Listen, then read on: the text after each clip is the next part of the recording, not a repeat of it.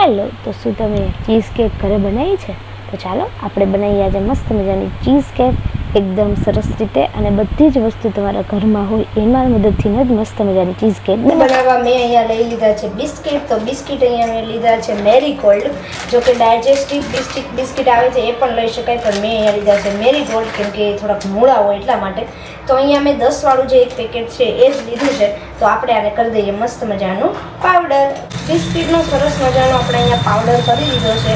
આ પાવડરને આપણે એક સરસ મજાના લંચ બોક્સની અંદર આપણે એડ કરી દઈશું.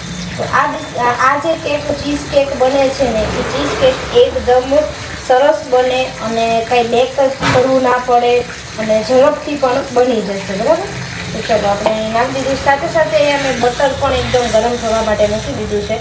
તો એકદમ સરસ રીતે ગરમ થઈ જાય પછી આપણે એને એડ કરશું, પણ ઠરી જાય પછી ડાયરેક્ટ આપણે એની અંદર એડ કરશું નહીં. તો બટર અહીંયા એકદમ સરસ રીતે ઠંડુ થઈ ગયું છે, એટલે ઠંડુ થઈ જાય પછી આપણે એને મિક્સ કરશું. તો અહીંયા મેં 2 ભાગની અંદર બિસ્કિટ એડ કર્યા છે બંને ડબ્બામાં, કેમ કે આપણે છે ને 2 જાતની ઉપર ફ્લેવર એડ કરવાના છીએ. એકમાં ચોકલેટ અને એકમાં આપણે જે આલુ આવે છે ને, જે અત્યારે જરદા આલુ, એ. તો આપણે બંનેમાં ટ્રાય કરશું. ચોકલેટ તો ઓલમોસ્ટ મને બધા આવડે જ છે કરતાં, કેમ કે ચોકલેટ છે ને એ મેં 2-3 વખત બનાવી લીધેલી છે. પણ જરદાલુની જે છે ને એ અત્યારે ફ્રૂટનું બહુ જ અત્યારે બધી રીતે વાયરલ થાય છે. તો આપણને વિચાર મને આવ્યો કે આપણે છે ને જરદાલુની મદદથી આપણે એક લેયર બનાવશું. તો અહીંયા મેં જરદાલુ માટે એક થોડુંક અલગ રાખ્યું છે કે જેથી બધું ખરાબ ના થાય. તો જો કે ઓલમોસ્ટ બધું મને એમ લાગે છે કે બધું સારું જ બનશે. અને ચલો આપણે ફટાફટાને કરી દઈએ મિક્સ. જો આપણને એમ લાગે કે હજી આપણે અહીંયા જરૂર પડશે તો હજી તમે મેલ્ટ કરીને એની અંદર એડ કરી શકો છો. તો ચલો બટરને એકદમ સરસ રીતે મિક્સ કરીને પછી અહીંયા આપણે દબાવી દઈશું કે એ આ રીતે. તો તમે આની જગ્યાએ તમે દસ્તો આપણે હોય તો દસ્તાનો પણ યુઝ કરી શકો. તો આ રીતે એકદમ પ્રેશર નથી આપવાનું, મીડિયમ જ પોલું કરવાનું છે કે જેથી નીચે દબાઈ ન જાય, બેસી ન જાય એટલા માટે. તો એ જ રીતે હું આમાં પણ કરી દઉં. તો અહીંયા મેં છે ને 2 ચમચી ખાંડ લીધી છે. મીડિયમ સાઇઝની જે ચમચી હોય એ 2 ચમચી ખાંડને મેં દળી લીધી છે. હવે આની અંદર આપણે અહીંયા એડ કરી દઈશું પનીર. તો મેં અહીંયા પનીર હોમમેડ જે હોય એ જ લીધું છે. તો લગભગ અહીંયા અડધી વાટકીથી થોડુંક ઓછું એટલું પનીર આપણે છે. તો આપણે આ પનીર છે એની અંદર એડ કરી દઈશું, બરાબર? ઘરે બનાવેલું મેં છે ને બપોરે જ આજે દૂધ ફાડીને પનીર બનાવી લીધું હતું. અડધી વાટકી જેટલું અહીંયા પનીર લીધું છે. અને સાથે સાથે આપણે એની અંદર નાખી દઈશું મલાઈ. તો મલાઈ આપણે અહીંયા જેટલી છે એટલી બધી યુઝ નથી કરવાની, કેમ કે બાકીની મલાઈ છે આપણે એને બીટ કરવાની છે. તો આટલી જ મલાઈનો આપણે એનો ઉપયોગ કરીશું. મેં 1.5 ચમચી જેટલી મલાઈ નાખી દીધી છે. અને આને પણ આપણે મિક્સરમાં નાખીને શું કરી લઈશું, એકદમ સરસ રીતે બ્લેન્ડ કરી દઈશું.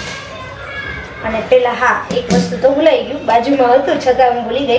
તો વેનીલા એસેન્સ પણ આપણે એની અંદર એડ કરશું. તો અહીંયા જુઓ ભાઈ સરસ મજાનું બ્લેન્ડ થઈ ગયું છે, સુગંધ પણ સરસ આવે છે અને આ રીતનું કંઈક સ્ટ્રક્ચર થઈ ગયું છે. હું હેન્ડ બ્લેન્ડર લાવી છે, એનો આપણે સરસ મજાનો યુઝ કરશું. નીચે મેં અહીંયા બરફ રાખ્યો છે. બરફ ઉપર આપણે જે મલાઈ ઘરની હોય એ જ છે, એને જ આપણે બ્લેન્ડ કરવાની છે અને બીટરથી બીટ કરવાની છે. અને આપણે બીટર લઈ લીધું છે. ચલો ભાઈ મસ્ત મજાની આપણે એને બીટ કરી દઈએ. આપણે મલાઈની અંદર પનીરવાળું મિશ્રણ એડ કરી દીધું છે. હવે એને પણ બીટ કરી દઈએ. ફ્રીઝમાંથી આપણે બંને લંચ બોક્સ બહાર લઈ લીધા છે. એકદમ સેટ પણ થઈ ગયા છે. 10 મિનિટ 15 મિનિટ જેવું થઈ ગયું એટલા માટે. અને હવે આપણે આ ડબ્બો છે એ પાણીમાંથી બહાર લઈ લઈએ અને ફટાફટ આપણે મિશ્રણ છે એ અંદર એડ કરી દઈએ. જુઓ કેટલું ઘાટું અને સરસ થયું છે, ફ્લફી પણ થઈ ગયું છે, બરાબર? તો આને આપણે સરસ રીતે એડ કરીશું 3-4 કલાક માટે ફ્રીઝમાં. એકદમ સરસ રીતે જામી જાય પછી આપણે એને વચ્ચેનું લેયર કરશું. તો અત્યારે આપણું બીજું લેયર છે એકદમ સરસ રીતે કમ્પ્લીટ થઈ ગયું છે. તો આપણે આ ક્રીમ છે એને બરાબર સરખી રીતે નાખો. 3 કલાક જેવું થઈ ગયું છે એટલે એકદમ સરસ રીતે આ બધું જામી ગયું છે. તો હવે આપણે છે ને આની ઉપર ત્રીજું લેયર છે એ કરી દઈશું.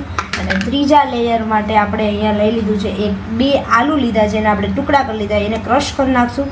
સાથે આની અંદર થોડુંક એવું આપણે નાખશું શુગર પાવડર, અથવા તો તમારી પાસે ખાંડ હોય તો તમે ખાંડ નાખી શકો. અને આના માટે આપણે ચોકલેટ સિરપ ઓલરેડી તૈયાર કરી લીધું છે. એમાં મેં ચોકલેટ કરી છે મેલ્ટ, અને એ જ આપણે એની અંદર એડ કરશું. તો જો આપણે સિરપ બની ગયું છે, ફ્રૂટ સિરપ આની ઉપર આપણે એડ કરી દઈએ. અને કાલે સવારે જ્યારે આપણે ઉઠશું એટલે એકદમ સરસ રીતે થઈ જશે. તો જો કે સિરપ નાખ્યા પછી કંઈ બહુ જાજી વાર રાખવાની જરૂર નથી, પણ હવે કંઈ રાતે તો ખવાશે નહીં કેક, એટલા માટે હવે આપણે સવારે ઉઠીને ખાઈશું. ચલો ભાઈ આ આપણી થઈ ગઈ છે આલુ ફ્લેવર, જરદાલુ કે રસમલાઈ કહો તમે જે કહો એ, તો એ રસમલાઈ ફ્લેવરની ચીઝ કેક તૈયાર થઈ ગઈ છે. અને હવે આપણે આને મૂકી દઈશું મસ્ત મજાની ફ્રીજમાં ઠંડી થવા માટે.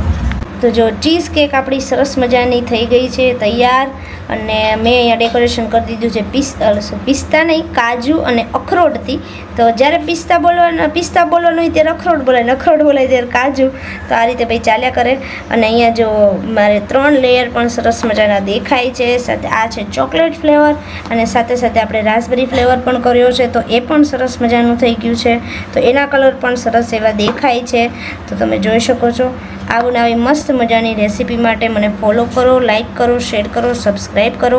મળીએ નેક્સ્ટ રેસીપીમાં. ત્યાં સુધી bye bye, Tata, take care.